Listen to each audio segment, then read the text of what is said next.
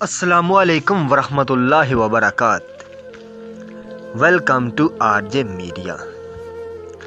دنیا میں 3 جگہیں ایسی ہیں جہاں آپ زندگی کی اصل حقیقت جان سکتے ہیں۔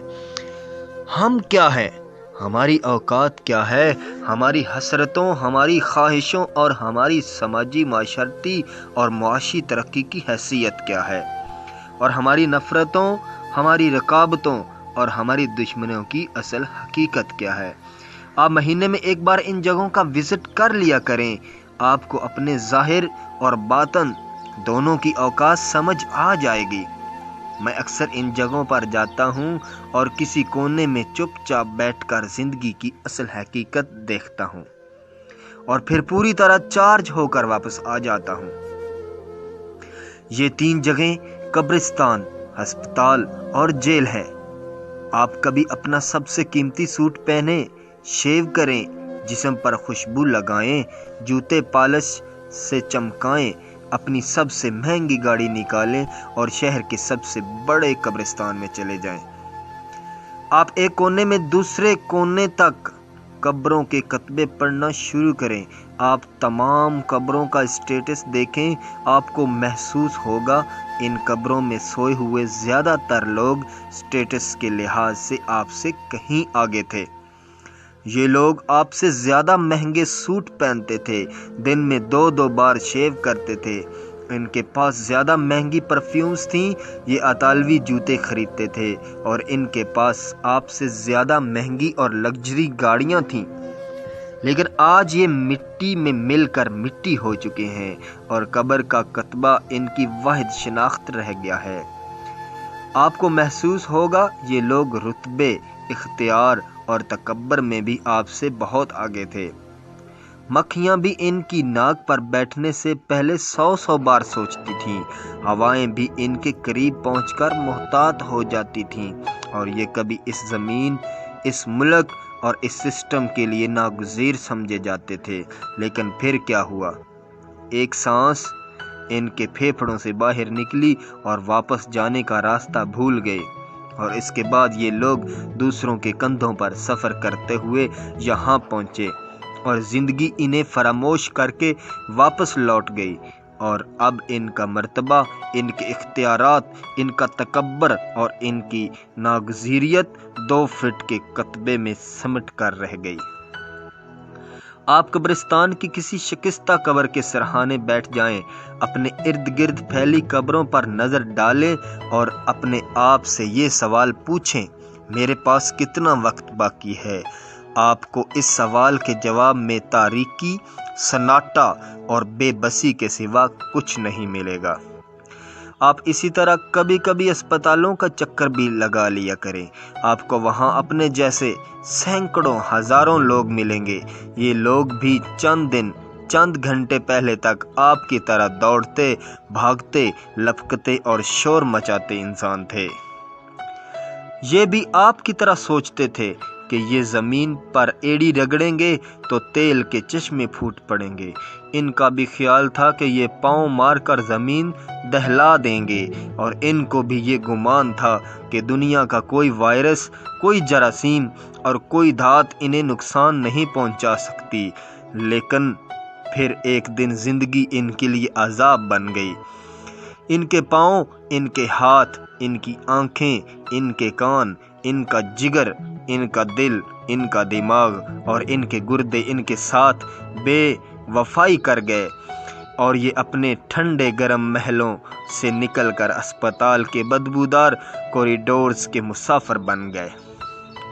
آپ اسپتالوں کی پرائیویٹ وارڈز اور مہنگے پرائیویٹ اسپتالوں کا چکر ضرور لگایا کریں۔ آپ کو وہاں وہ لوگ ملیں گے جو مہنگے سے مہنگا ڈاکٹر اور قیمتی سے قیمتی ترین دوا خرید سکتے ہیں، لیکن اس کے باوجود یہ بے بسی کے عالم میں اسپتالوں میں پڑے ہیں۔ کیوں؟ کیونکہ انسان ڈاکٹر اور دوا تو خرید سکتا ہے، لیکن شفا نہیں، اور یہ لوگ قدرت کے اس قانون کے قیدی بن کر اسپتالوں میں پڑے ہیں۔ آپ مریضوں کو دیکھیں، پھر اپنے آپ کو دیکھیں، اللہ کا شکر ادا کریں اور صحت کی اس مہلت کو مثبت طریقے سے استعمال کریں۔ آپ جیلوں کا چکر بھی لگایا کریں، آپ کو وہاں ایسے سینکڑوں ہزاروں لوگ ملیں گے جو کبھی آپ کی طرح آزاد پھرتے تھے۔ یہ رات کے 3 بجے کافی پینے نکل جاتے تھے۔ یہ سردیوں کی یخ ٹھنڈی راتیں اپنے نرم اور گرم بستر پر گزارتے تھے، لیکن یہ کسی دن کسی اپنے حیوانی جذبے کے بہکاوے میں آ گئے، یہ کسی کمزور لمحے میں بہک گئے اور عیش میں یا پھر خوف میں ان سے کوئی ایسی غلطی سرزد ہو گئی جس کی پاداش میں یہ لوگ سلاخوں کے پیچھے پہنچ گئے، اور یہ اب جیل کے معمول کے مطابق زندگی گزارنے پر مجبور ہیں۔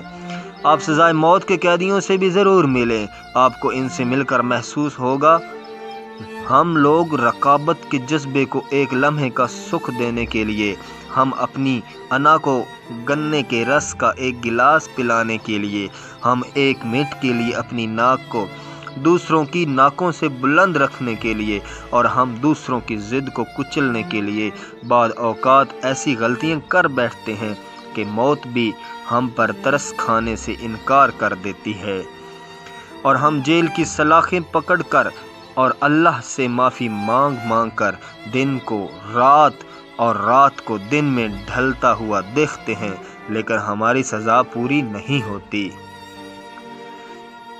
آپ جیل کے قیدیوں کو سلاخوں کے پیچھے کھڑے ہو کر اپنی بیویوں کو حسرتوں سے دیکھتے ہوئے دیکھیے، آپ ان کی کانپتی ہوئی ان انگلیوں کو دیکھیے جو اپنے بچوں کے لمس کو ترس گئی ہیں، آپ ان کے بے قرار پاؤں دیکھیے جنہیں آزادی کا احساس چکھے ہوئے کئی برس بیت گئے ہیں، اور آپ ان کی آنکھوں میں تیرتے ہوئے ان رت جگہوں کی فصلیں بھی دیکھیے جو انہوں نے اپنی غلطی، اپنی کوتاہی اور اپنے جرم پر معافی مانگ کر اگائی ہیں، لیکن قدرت یہ فصل کاٹنے پر راضی نہیں ہو رہی۔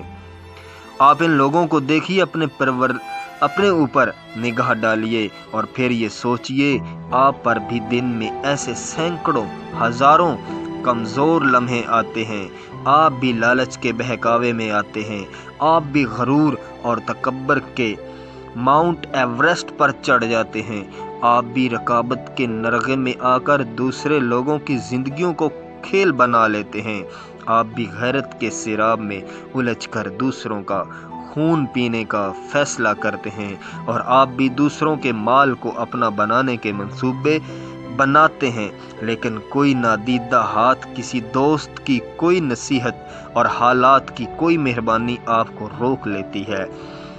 آپ باز آ جاتے ہیں، اور یہ بھی ہوتا ہے قدرت آپ پر خاص مہربانی کرتے ہوئے آپ کی خامیوں، آپ کی کوتاہیوں، آپ کی غلطیوں، آپ کے گناہوں اور آپ کے جرائم پر پردہ ڈال دیتی ہے۔ یہ آپ کو گواہیوں، ثبوتوں، قانون اور کچہریوں سے بچائے رکھتی ہے، لیکن آپ قدرت کی اس مہربانی کو اپنی چالاکی، اپنا کمال سمجھ لیتے ہیں۔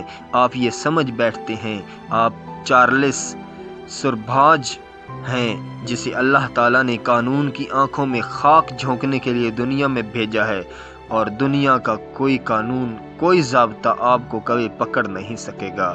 آپ کو قبرستانوں، اسپتالوں اور جیلوں میں بے گناہ، معصوم اور انتہائی شریف لوگ بھی ملیں گے۔